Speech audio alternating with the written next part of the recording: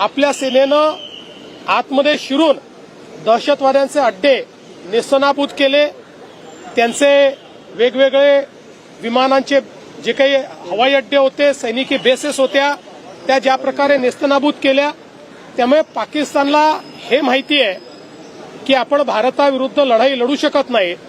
अशा परिस्थितीमध्ये ऐतिहासिकदृष्ट्या आपण हे बघितलेलं आहे की अशा परिस्थितीत ते प्रॉक्सी वॉर सुरू करतात आणि वेगवेगळ्या प्रकारच्या घटना त्या ठिकाणी घडवण्याचा प्रयत्न करतात। आणि म्हणूनच मुंबई ही देशाची आर्थिक राजधानी असल्यामुळे ती अतिशय वल्नरेबल आहे। त्या दृष्टीनं काय खबरदारी घेतली पाहिजे आणि या दृष्टीनं कसं कोऑर्डिनेशन असलं पाहिजे याकरता आजची बैठक आम्ही केलेली आहे। अतिशय चांगलं कोऑर्डिनेशन आम्ही त्या ठिकाणी केलेलं आहे।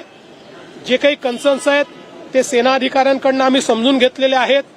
कुठे आपल्याला अधिक लक्ष देण्याची आवश्यकता आहे ते देखील आम्ही समजून घेतलेलं आहे आणि त्याप्रमाणे कोऑर्डिनेशननी आम्ही पुढच्या काळामध्ये काम करणार आहोत।